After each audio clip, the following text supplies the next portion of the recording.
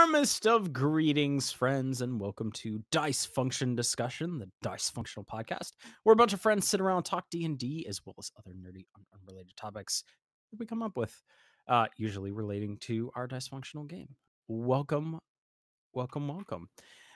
Today, we have Becca, the voice of Dea. We have Jess, the voice of Mercy, and we have Michelle, the voice of Erudite, as well as myself, Jace, your host and voice of Gale.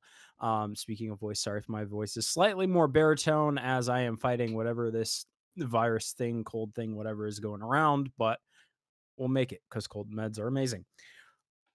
Anyway, on this episode, we're going to talk episode, it was 54, correct? Yes. I'm just going to go into every episode. Yeah, I'm going to just go into every episode now, just not knowing what our past dysfunctional discussion was, and that'll just be how we open it. Don't worry, I'm here now, and I take care of all the video footage. Yeah, because we're professionals. But anyway, speaking of professionals, let's get a little bit of housekeeping out of the way. So if you're listening to this when it goes up, because I promise I'm going to actually get this one out on time. This coming Saturday, December, what day is it? 21st. Whatever December day this is, 21st. Thank you. We're going to be doing a special holiday one shot. And I'm going to be DMing. And yeah, we're gonna have that up on the YouTubes as well, hopefully pretty soon afterwards. So that way, if you guys need to hide from family for any reason over the holidays, you have something to watch and enjoy while we're all a little bit silly. Just something fun. And then the next Saturday, we will be off because we have a bunch of people going a bunch of different places, and we do occasionally, it's nice to have a Saturday every once in a while. But as much as we enjoy playing for you guys. But then we'll be back with the new year and a whole new year of Dice Functional related everything, and we're gonna be doing some new stuff. So keep an eye on our Twitter at Dice Functional with an underscore at the end. But yeah, so let's get into talking the episode, because while it was a little bit shorter, this one was mostly about fighting Lacroix, or the multitude of nicknames that he has garnered in the Dice Functional Discord. Michael Bubbly Bublé man. is still my favorite. Michael Bublé. But yeah, so Fortune's Blade took him on. He got away. Spoilers. And by the way, if you're watching this before you watch the episode, why? I don't apologize for spoilers. But so he got away, but he had a couple things to say to Gale, clearly. I rolled like absolute horse shit. And there were a couple people that split off, but at the end of the day, Fortune's Blade actually protected this town, in my opinion, pretty damn well. And this kind of leaves us in an interesting spot, I would say, with a few interesting things that were revealed and kind of closing this part of it off, hopefully. And there's a whole lot that Fortune's Blade has in front of him. And I want to start with Michelle, because Rudy was banished for part of it, which was very frustrating. Very, I'm sure. Yeah. So what do you think was the most interesting thing that kind of came out of that fight? Is it kind of what Fortune's Blade has in front of him? The revelation that this random guy potentially has one of these aspects of humanity, these artifacts that that the death language is all linked to, now that everyone can now speak the death or understand the death language, maybe not specifically speak it yet. And this is something I know that Gale and Rudy have they've been trying to work and find ways to communicate all of this stuff with the group, and now there's finally that relief of like, oh my gosh, like we can actually just have a discussion and say, hey, there's bad stuff going on and these things are uber powerful. Hey, we need to get to work on this. I'm very excited to tell everyone everything. I'm gonna be honest with you. There is so much to everyone needs to know now, and I can actually just say it all, which is great. I'm so excited about that. Um, you know, I know people are like, yeah, I'm excited about that. Like, it's gonna be fun. But I know people are like, why did she call Remy and all that? And I mean, like, she had a whole thought in her like. You have to understand, everything has been happening very quickly because this has been in our lives are like as people, not characters. This has been like 3 months, but in reality, it's been about 12 days since we've like met Remy and Elric. If you think about it, I did the mental math. Oh yeah. So it's been a lot of stuff has happened in a very small amount of time, and but I know there was a question about like, oh, why'd she do it? So I'll answer that then. But I'm just excited about like telling everyone everything. But like at the current point, I don't think she realizes that everyone understands. Yeah. Because like literally what happened is like sent out the message and then started working because Mercy was like, hey, do the do the arcane tunnel. So she's kind of focused on that. So that's Mhm. something that's probably that we'll all realize once we get to Cersei. But yeah, when she realizes that, there's going to be a lot of information. I anticipate a like group meeting with it being like, hey, everyone, sit down. Oh yeah. What's going on? Because it's a lot. There's going to be one of those. All right, everyone grab a bunch of food. We're sitting in the conference room for about 12 hours. We got a lot of shit to cover. Let's go, people. Maid Oh and boy. maid and butler. Scheduled bathroom breaks every 2.5 hours. Like, come on, we got to go. Maid and butler, please, you can leave for the day. You're good for the day. Yeah, like Is there gonna be a you're- quiz at the end? probably. Do I have to take notes? Rudy's Probably. got a whole We won't- PowerPoint. Probably. I'll have to take notes. Rudy brought like healthy snacks for everybody. And No, she's got like that magic coffee from home. yes, Oh my god. Oh, I have color-coded binders for everybody, so that way you can follow along. And I expect you to write in the margins. Thank you very. Everyone- Also, there's the photocopies of all the slides. This came with a note section. in fairness, Rudy would absolutely be that person. So Exactly. Depending on which side of the table you're on is who you nudge for the booze. Hmm. Because there's no way you're getting through this sober. It takes up the drink again. It's not it's a lot of information, but it's all very interesting. Hmm. But yeah, I know there was a question about like why she did it, and I will discuss that later. Yeah. When we Oh yeah. get When we get to questions, and I think most of it'll be questions because there were some good questions. there. Yeah. Yeah, for Yeah, I'm sure. excited to talk about that. Yeah. Now, Becca, Yeah. one thing that I wanted to bring up is so for Dea, you go from there's a really fucked up Sky Island to my brother left to oh, we're in a dungeon. Oh my Like, god. going with the undead to oh, now I'm hunting the undead. Oh, I'm actually good at hunting the undead. Oh, there's a bunch of like bugs fucking everywhere. Oh, and now zombies are happening. And oh crap, people are running away. Like, is Dea There's- just gonna have one of those moments where she's like, I need to be drunk right now. I can't fucking handle this. Because she hasn't had any time to that moment. process anything. Yeah, she's had that moment of, oh my god, I just need to be drunk for a little bit already in the episode that her brother left, because fucking yikes. But she really hated that experience, so I don't think she's actually gonna take up booze again. But my poor girl definitely just needs a fucking break. And like, yeah, she really hasn't had much time to rest. Like there was there was like the 5 days where she didn't really do anything, but I wouldn't really consider that rest. She was kind of, in her room depressed.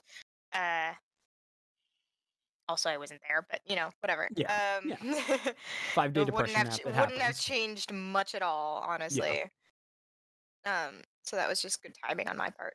But yeah, like I think normally, because I know the current plan is once we get back to Susane, we're probably going to try and like research a King in Yellow, and normally she would try and help with that.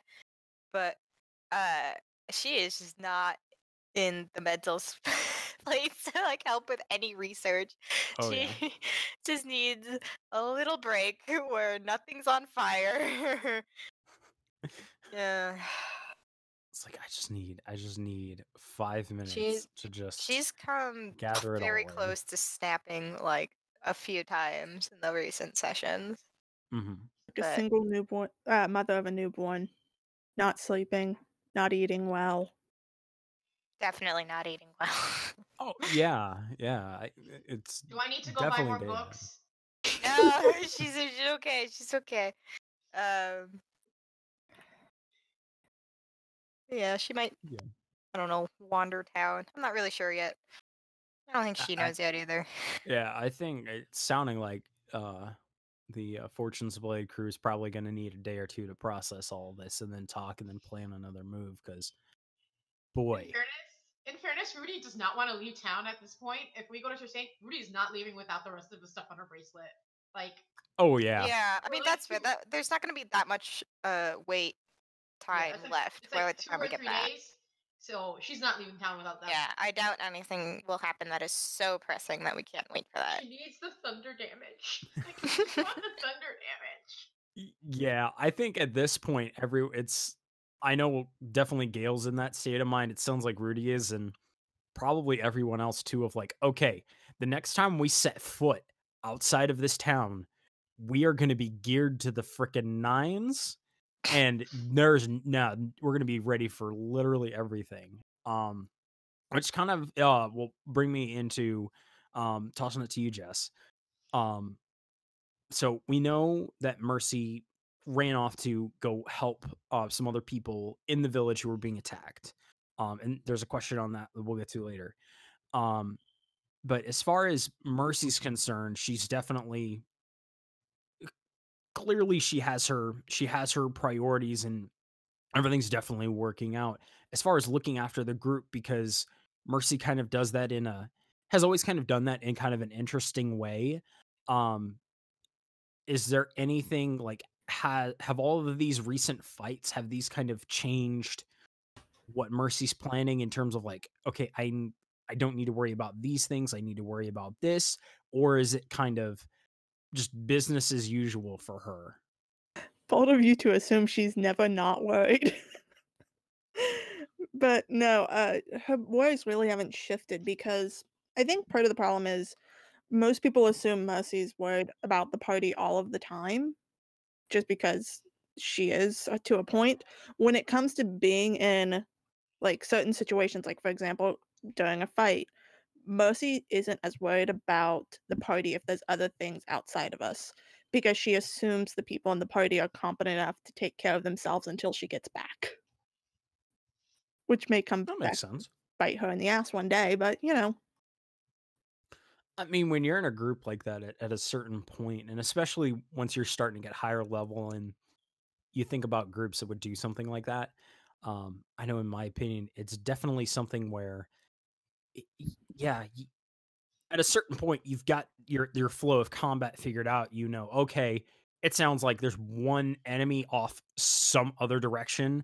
Like 2 of us can go take care of that. You guys hold this guy down, and at the very least, you will all have kept him or her or them busy until we get back and we're making sure that everyone's covered. I mean that kind of thing makes sense for sure.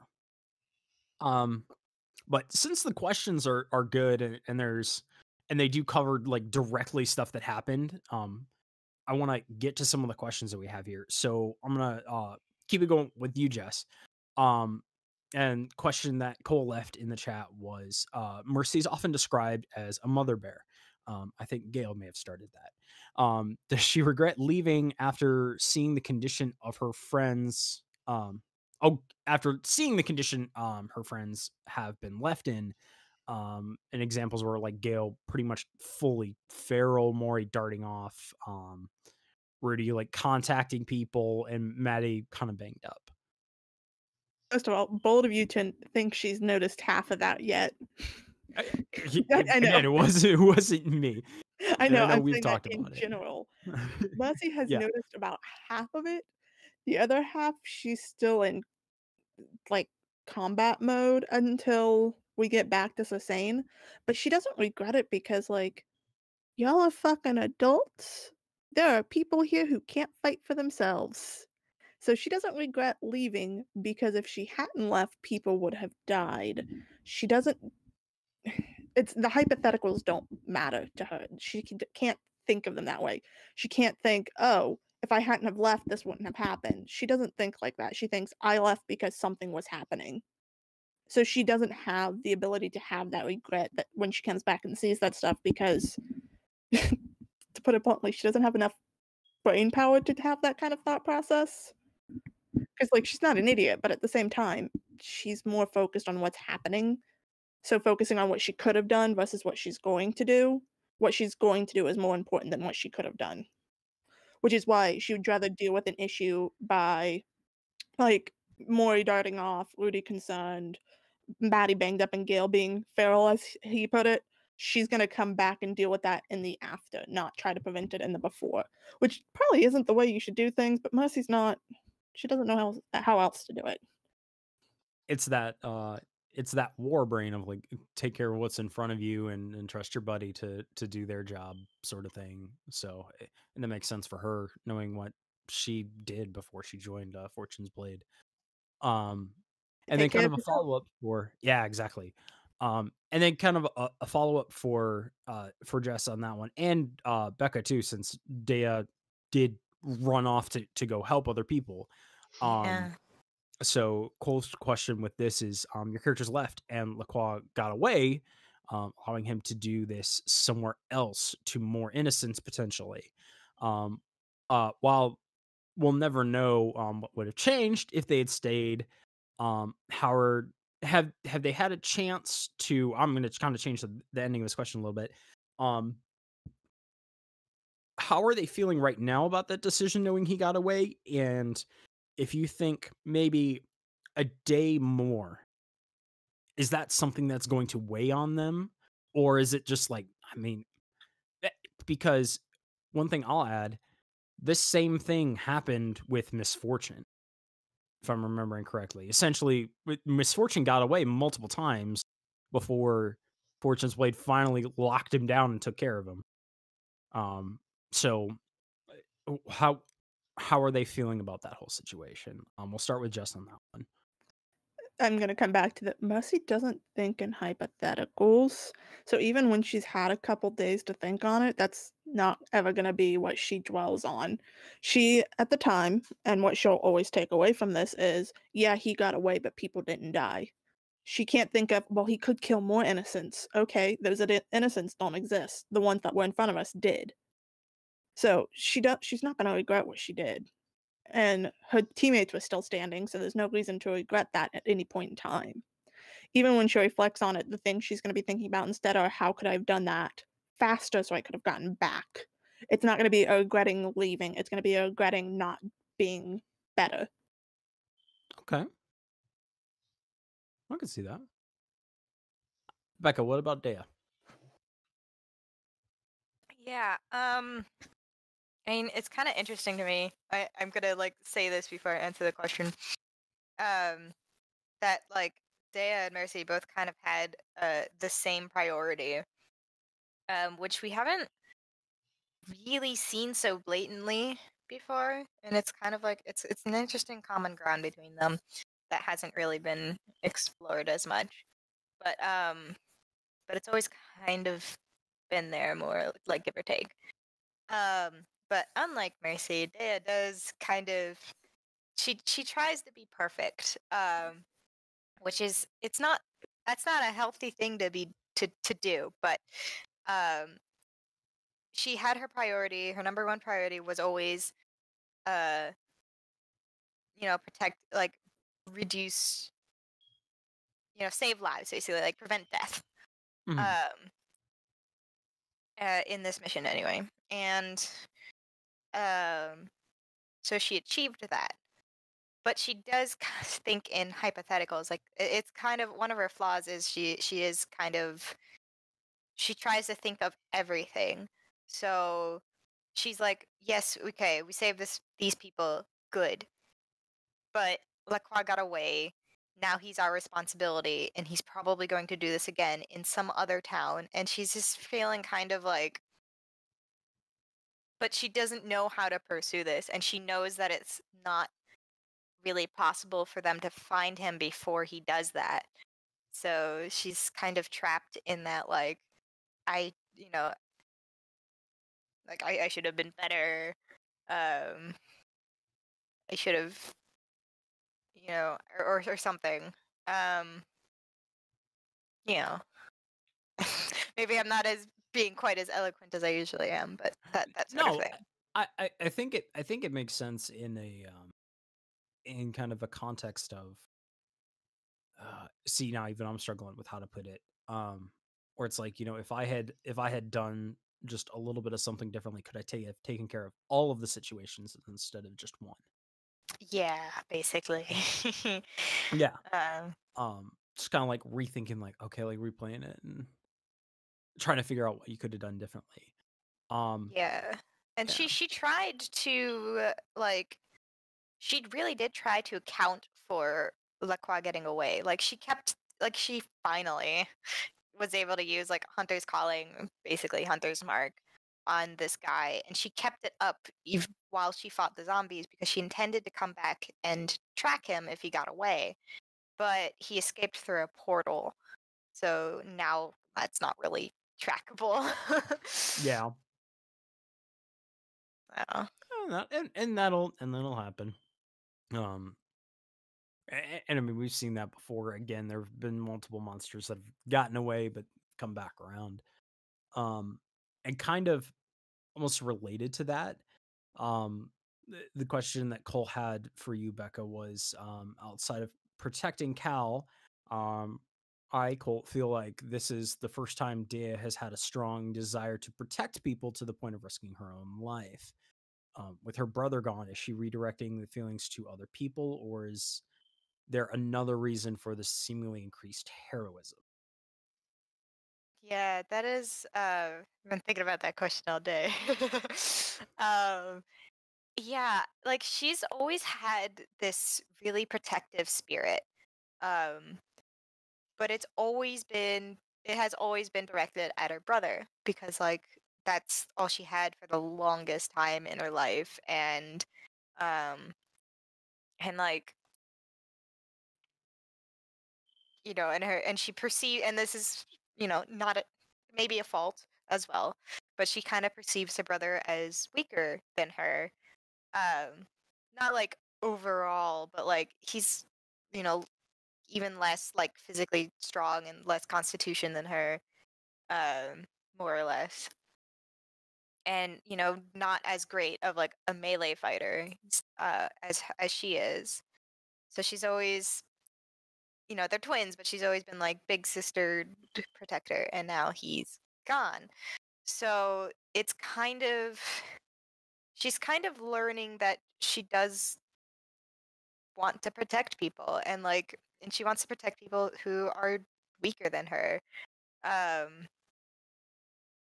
and even if they're not weaker, like if they're part of like her crew, like she wants to protect them.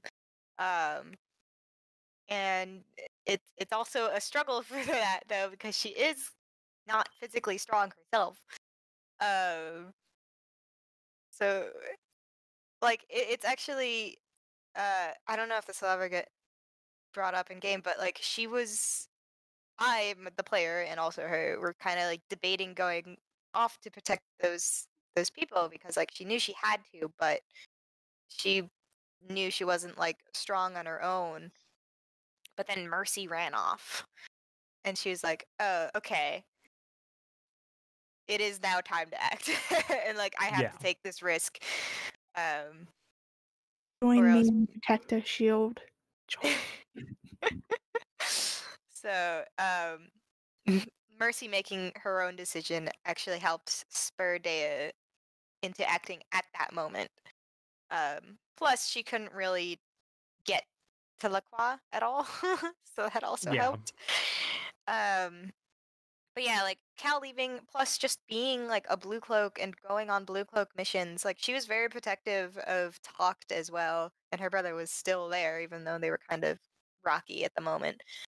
Like all of this is sort of helping her grow into this protector almost.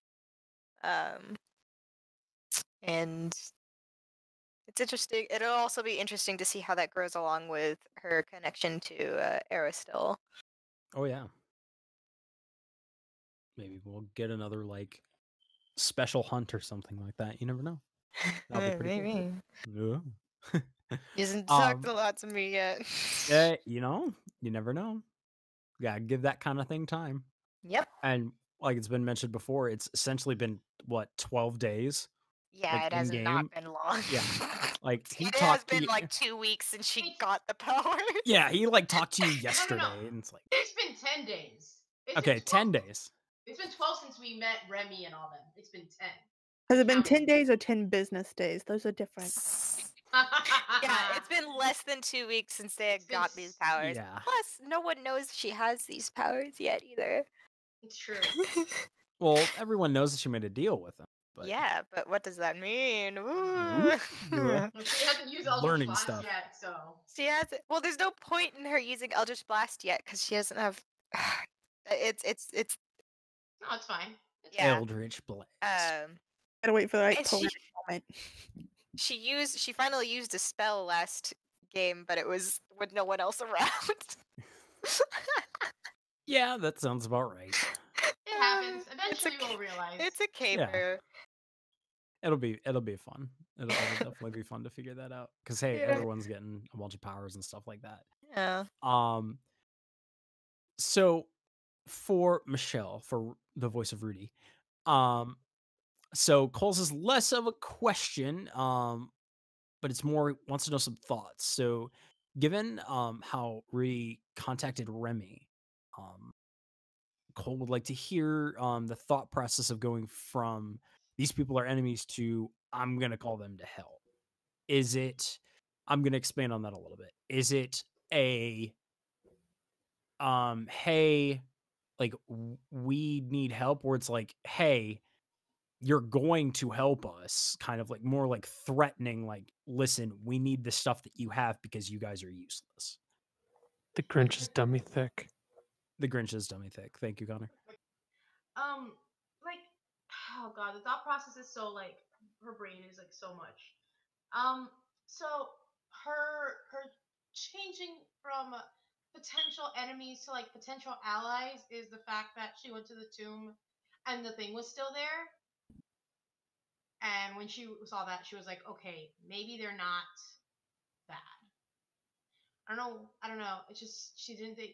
I think she was just more than anything like the whole like potential enemies thing was like she was terrified that they were going to get to the tomb and the thing was going to be gone because they took it. But Yeah. they didn't. So from the conversation that she's witnessed between Elric and Remy on the boat, she kind of figured that Remy would be maybe more willing to talk, to maybe ally, because she sort of assumes that either he's the keeper of that item, or they've somehow managed to get their hands on it somehow. And either one means that they are more experienced with this sort of thing than her, than Fortune's Blade is. They're like, this is just they've got this one thing, and they have this one thing because she was basically led to it, and she had to die for it essentially. Whether he is the keeper or whether he, they got it through other means, they are obviously more experienced, and perhaps they're more experienced with the King in Yellow stuff or this weird stuff, whatever is going on, than her group is. And I don't think she means to be threatening. I mean, she meant to be threatening towards Lacroix, because he banished her for 12 seconds, which were terrifying, because even though that plane is harmless, her thought process is more, I just, we need help, and we're going to get help from wherever we can, because this guy can do shit that she does not like, and this guy also obviously recognizes the fact that she is extremely powerful, so we need all the help we can get. Whether we can trust them or not, that's another question, because she's really not sure about that. I don't even know if they're going to be able to get in contact back with them, because as someone pointed out in our group chat, like, as far as she knows, he's a monk. So, like, as far as she knows, he doesn't have a way of contacting her. Like, he's like, I'll see what I can do. I don't know how he's supposed to get back to her on that. But we'll figure it out. She might have to contact him again. As we said, call him up every day, like, any updates? Hello, you remember me? Yeah, remember me? Harassing always turns out well. Yeah. No. Yeah, I'm sure exactly. Remy will appreciate it. He seems like a chill dude. Oh, for sure. I mean, So, he only almost got killed. Only I mean, by oh, you. I mean, Not Rudy. In fairness, y'all don't know Remy. You don't know how he reacted to being nearly killed. yeah, that's true. Oh, we Seems fine. Actually, more. True. He could have liked it. You never know. The Sure, Dying he's been like there king. before. The only thing that Erudite knows is because she was there when they had that conversation, and he was like, maybe we should listen to them. Maybe we should have, maybe we should. Because they obviously know something. So, Yeah. that's like her thought process, maybe. Like, he seems like the more reasonable of the two. And those are the only two that she knows. She has another name, but she doesn't know if it's like a ship, or a person, or a place. So, It'll be interesting to find out. That is for sure. All right. Now the next question is from Kate, voice of Mori. Mostly for Gale, for me. Gale's clearly got a lot on his mind, and both Mori and Addix have extended an opportunity to talk to him. Do you think he'll be more likely to share with Morgan because of their shared home and similar past, or Addix because Addix reached out first, and their similarities both being Firbolgs? I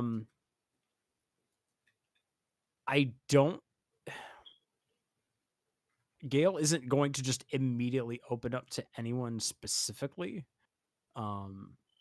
He hasn't been that way this whole time, and he loves everyone in the party. But it's not. Obviously, it hasn't been a topic that he's ever specifically brought up. But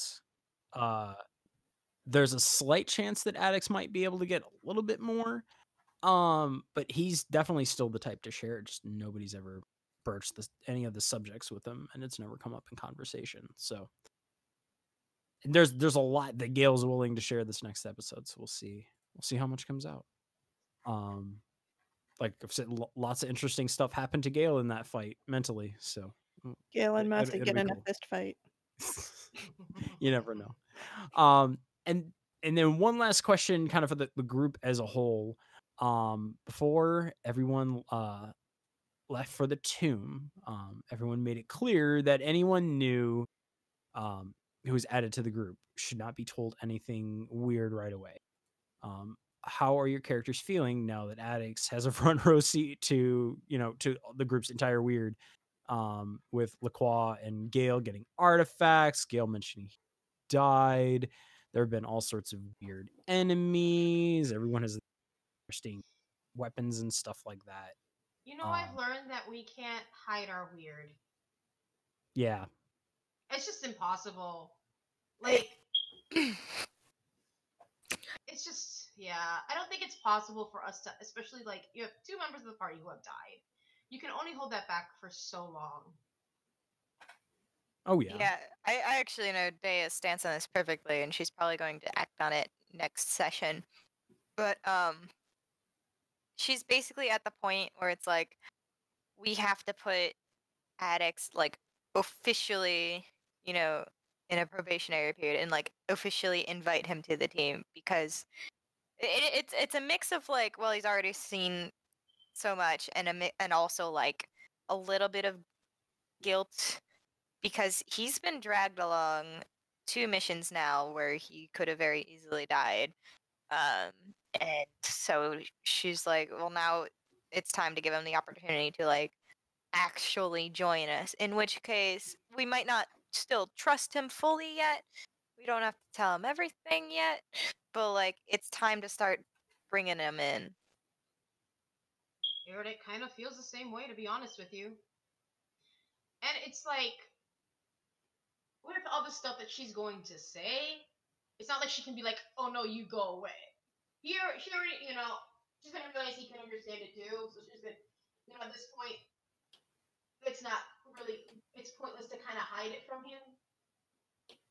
It feels almost like it just she doesn't necessarily trust him a lot. But again, as I said before, she does find him useful, which is very cold. I understand.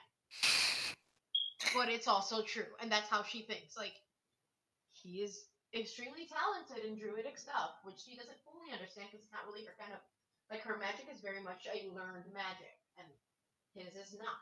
It's the same thing with, like, paladins and clerics. Like, she doesn't fully understand that stuff. Hers is a very, like, learned magic, so it's obvious that he's very talented, and he is proving to be far more useful than, she could have expected. And though she doesn't trust him fully, it's just like, there comes a point where, like, you can only hide so much. And as much as she doesn't, as much as she would like to not, as much as she would like to hide things, it's just kind of be pointless at this point. We can't hide our weird. This group has been through too much already. I agree. And yeah, there's way too much. At a certain point, you just gotta just bring him in. Jess, what about Mercy? But you noticed I was quiet. Mercy still doesn't trust him as far as she can throw him. I mean, yeah, I figured. That makes sense.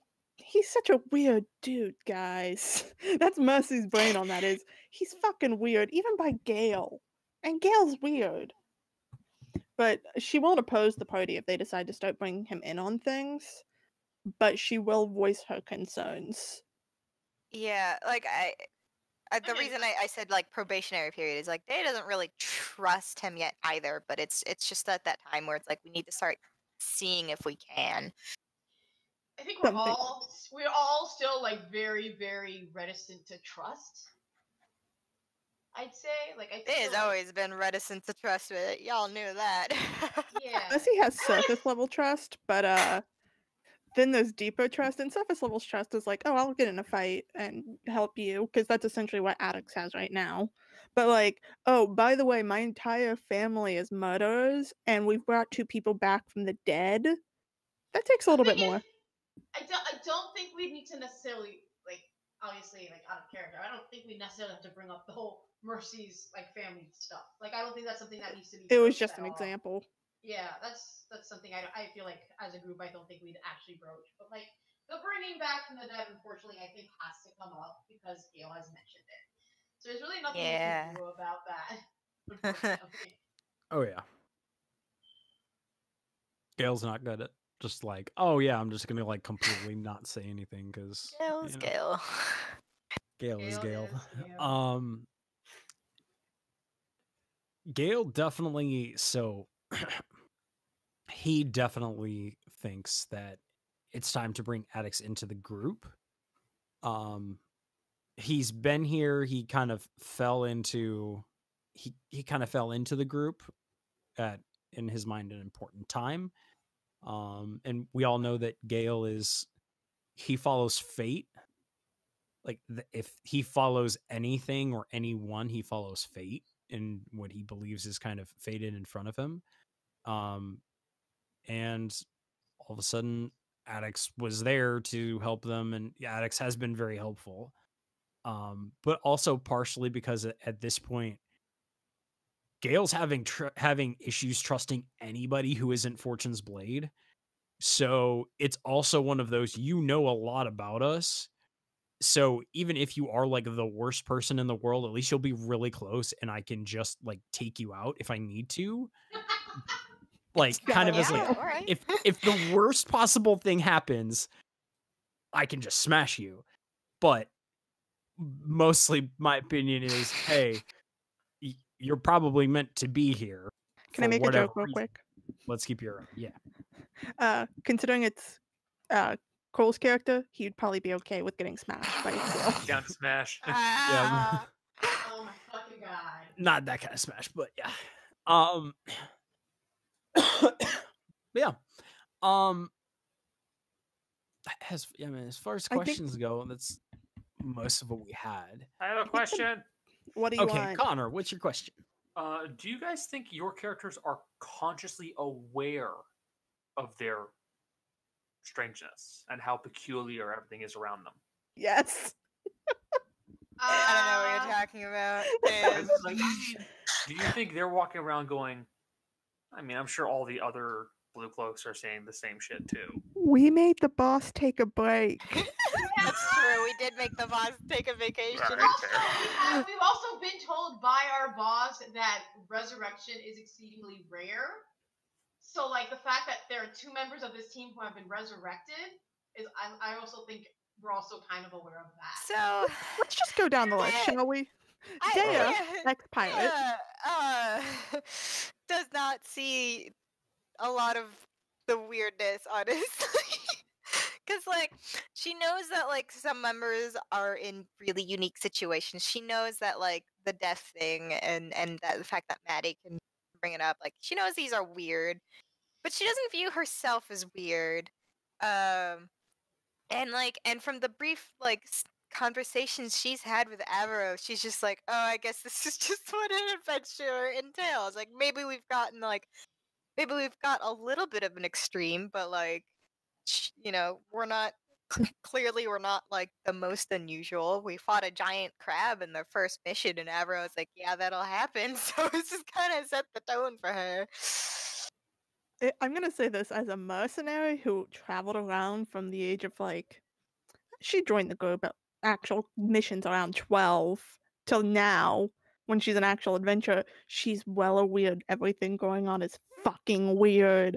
The weirdest thing she saw was purple worms in the distance. And I mean distance. Oh, yeah. Because in fairness, the wolves would never have tried to take on a purple worm. Then they won't even take on hunting jobs in the south. Of course they wouldn't. Oh, I don't know. I mean, Paradise the one who made the boss take a break, so I think she is aware. Especially, I think her. It was the straw that situation- broke the camel's back, yeah. But I mean, It was a group effort, though. in fairness, her situation is also Closest to think- home.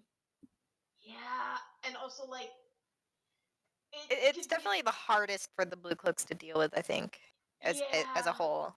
being the like intentioned sacrificial child of like more nobles that run a town just to the west of the lake where we're at. So it's just like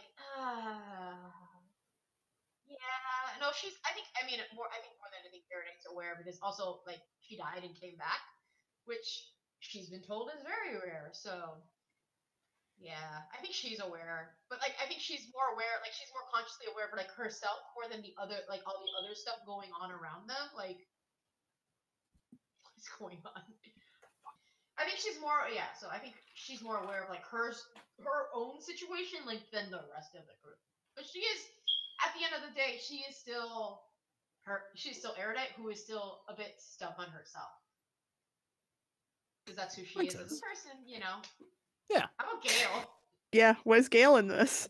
Oh man, none of this has even registered. It's just this whole like, this is weird. None of that has registered. It hasn't registered with him that the Blue Cloaks are this like big fucking deal.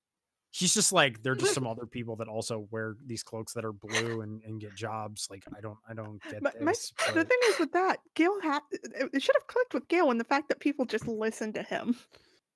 Well, here's the thing. Gale's been a part of groups that have like essentially like mercenary groups. He's always traveled around like, oh, you guys need help doing something here. Let me help. Oh, you guys are doing a good thing. Or, oh, well, these things have been raiding these like little things have been raiding your village here. Let me go help.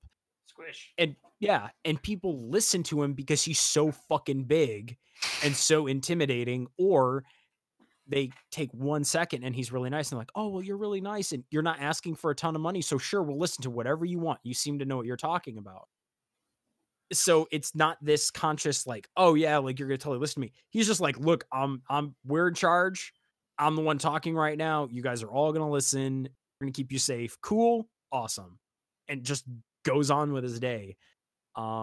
Some of the like, hey, maybe not everybody deals with this kind of thing is just now starting to hit. Especially with Lacroix calling him out specifically. Man made a bad enemy. Yeah. Yeah. I mean, he's not. That's not the only person he made an enemy with. Let's be real here. I mean, it was Gale is the most, but Gale is the scariest to look at, though. he is. That's Yes. true. He truly Oh, yeah. is. Oh yeah. Dan's yeah, not no, very scary. Not really, unless she's She's covered in not blood, elf. which is about like a quarter of the Scary. time. She has proficiency in intimidation. Cute little elf. Aw. Watch Half against the elf. tanks. But yeah, no, it's still not, the scale thing is something that I don't think ever registers with Gale on like anything of that magnitude. Like they could be going to save the universe and he would just be like, all right, like we're going to go help these people right here, specifically these people right here, not the entire universe, like just these 5 people right here. Or like he's the type that he would talk to a god and just talk to him like they're a normal person. He's just like, I don't grasp the concept that you're this all powerful being. Like you're just a Joey. person. You just happen to be really strong. Oh, hi, Pharasma. How was tea? Yeah. Was it a little bitter? That's how he would approach it. Yeah. And it's, Gale's mentioned before, like his mother was a druid. Like he grew up and it was, the world is what it is. Like your power comes naturally. Like, there's just a natural order to things. Like everything, there is a cycle to life. Like everything does die eventually. You know, it's about living within the universe. So to him, having never truly been introduced to like gods outside of especially more recently, and I'll make a mention of that because Gale clearly will never ever trust a cleric ever again. After the past couple that he's run into, he trusts no clerics now. That's fair. Yeah. Oh, it's gonna be bad. It will, because it's just gonna, yeah. Anyway, but his concept of gods is so weird, and that's why to even say that he's a follower of Pharasma is just, it's wrong. He almost sees her as like, think almost like a chief sergeant or something like that. Like she's helping point him in the right direction, or she's like an older sister almost, is probably a better analogy. She's helping like guide him where to go, and he's taking care of things for her. Like he's doing chores for her is essentially what it is.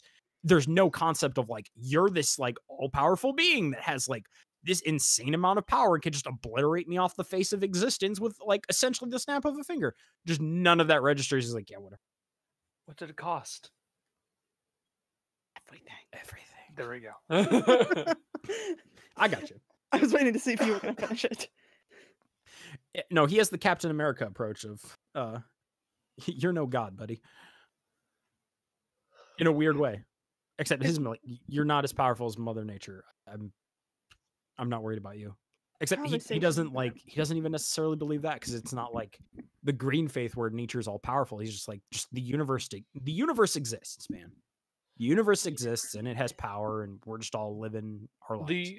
The theological aspect of the world has yet to be like fully explored on like what are the gods, because that's actually kind of one of those questions that like I always kind of leave a little open ended.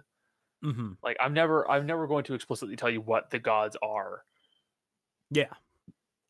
Because it feels like I take away a bit of the mystery if I do that. But It's gonna be ugly once the 2 paladins actually talk about gods. So It's funny ugly. because I think everyone in this group has a very different view on gods. Like, Oh yeah. and I'm it's also because their interactions with the gods have all been very different. Yeah, I'm listening to Gale or Jace talk about how Gale's like, doesn't understand the scope of the god's powers, and Dea is like on the exact opposite of that, where she's kind of overestimates their power and kind of faults them for that. See, It's and just like I don't know what they are. Like she's just like like the whole thing with Amazon is very, very, very much like her first any sort of interaction with like religious stuff. She's read it in texts, but she's never like sought out gods. and there's still. Oh, finish your thought. No. So I was gonna say it's just all very new. There's still one big god-related story Mercy hasn't touched on that kind of explains why she is the way she is with gods. It will probably come up because depending on whatever conversations they have about religion in game, especially with the way Gale is. That's fair. Totally Yeah, fair. definitely don't explain that now. No, that's an in-game necessity. Oh yeah, yeah. That's again why I'm always hesitant to like answer a bunch of this stuff because like I need this to be in game because Well, it's it's more fun to divulge it in game. Oh Like, yeah, I could tell you guys everything about the game. No, I don't but I want want to find to. out. That's how it is story. Who is Mercy's dad working for? Connor, who's Mercy's dad working for? the Muffin Tell Man. me. The one who lives on Drury Lane? You make Exactly. me. I don't know noise, and you know exactly who it is. That's the funny thing. You go like, The Muffin Man. The Muffin Man. Yes, Not I've the heard of the gumdrop Muffin Man. The buttons. one who lives on Drury Lane. Love the Oh, Shrek. God. So good. You All right, monster. so with our usual Shrek, there usually isn't a Shrek part of this podcast. I'm just kidding. Real quick, Connor. Yes. What would you say is the most surprising part of that entire fight? Knowing how it could have gone, how it was designed, without telling us any of the like behind the scenes stuff. What is the most surprising part of that whole fight?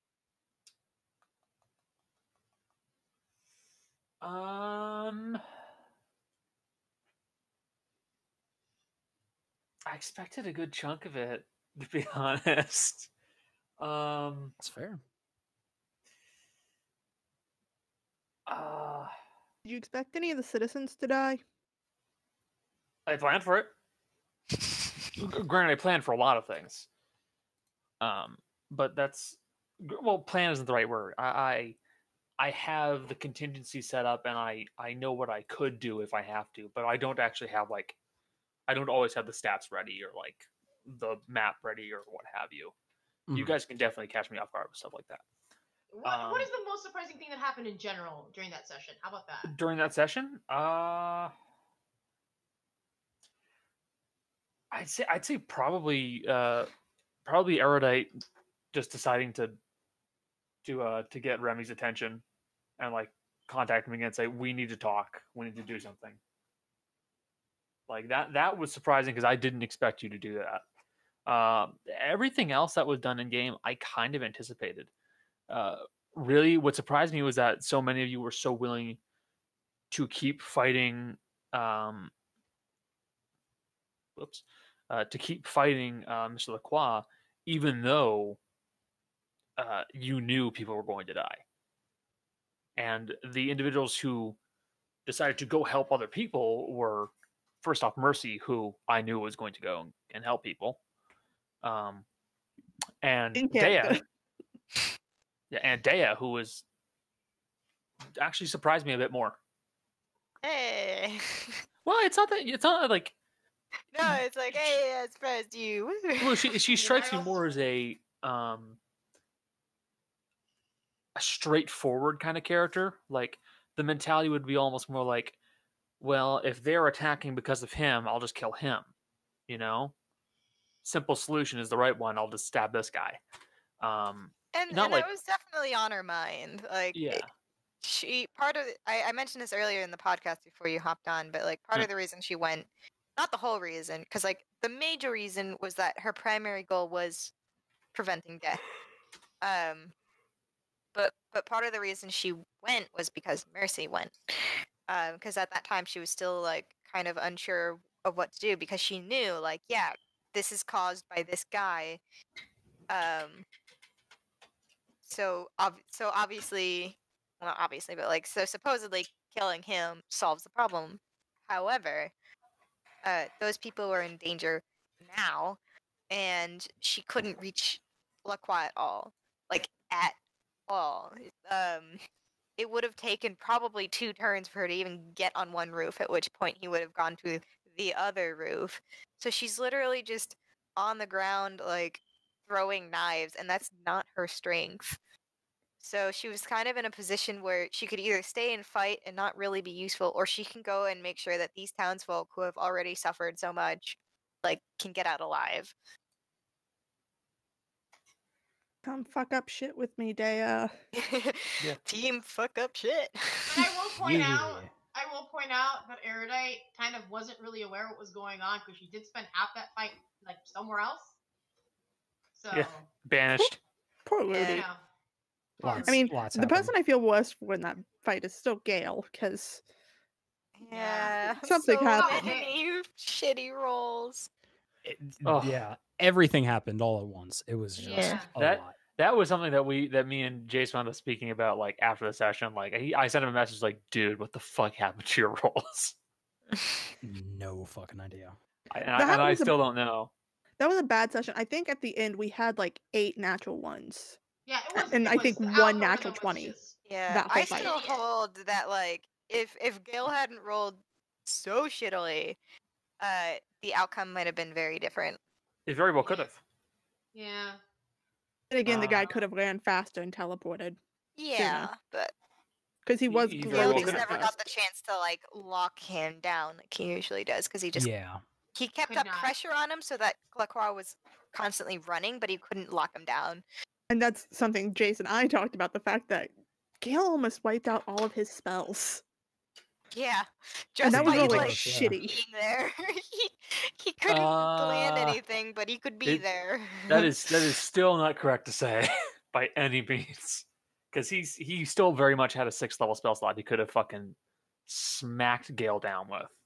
Oh sure, but we went through a lot of his spell slots. Not Yeah. all of them clearly, but a lot of them for what was happening. But well, I was gonna ask something else. I can't remember what it was. Whoops. Oh yeah. What do you guys think the reference to the references for the title? I don't degrees know. of You said it was separation? related to one of the spells, but and like the zombies or revenants, but I don't know. I don't think I know enough about D&D See, or here's the whatever you like thing. to reference to. He said No. something to Gale that I'm like, Well, degrees like what? I think he knows there's degrees of separation. There's a connection that we don't know about right now. Because there's 6 degrees, generally 6 degrees of separation. Or like, yeah, I don't know. something like that. back. I What think are you saying? degrees of Yeah, separation is a game. And it's generally Yep. 6. So I think there's a connection thing that we don't know about as of Fuck yet. my ass. God damn it. No! Ew. Yeah. No, I'm talking about something I'm trying to do right now. No, I know. Degrees of separation is game. Yeah, I mean, I think it the is. thing where it's like you can have like there's certain degrees of separation between you and like another person. Yeah, I think Huh. there's a lot that's connected, and this is maybe what's kind of starting everyone figuring out how this is all connected. Yeah. So I don't like that. I don't know what the title means, but I'm choosing to trust you on this one this time, Connor. Trust me. Ew. But I don't like it. Just explain. Go. The bacon. Every person who's like famous has Oh this thing yeah, called a bacon okay, number. yeah, I know that. Sorry, I Yeah. forget that it's Kevin Bacon is the example. 6 degrees of Kevin Bacon. So it's all Pretty that much. came to mind. All the bacon. Speaking of bacon, bacon's delicious. That's all I have to add to that. With that, we've been going for a while. It was a short one, but there was a lot that happened, and in the new year 2020, I think there's going to be a lot of interesting stuff that's additions to this group. And I Yeah. personally, I'm really excited. Maybe one to, day that fucking smoke alarm will have the batteries changed. Maybe. maybe, Maybe. dude, I don't know how you can live with that. Anyway, I don't. I don't hear it anymore. I don't hear it anymore. it's called PTSD. Anyway, seeing as I'm probably gonna get that out, that has been all for Dice Function discussion. I want to thank everyone who joined, including Connor, for showing up as you usually do. Appreciate it. Like I mentioned, this coming week is going to be the holiday one shot. After that, we have a week off, and then we'll be starting up again in the new year. Keep an eye on the Twitter for all of the things. And most importantly, we appreciate you, our wonderful audience, for listening and tuning in. So until next time, take care.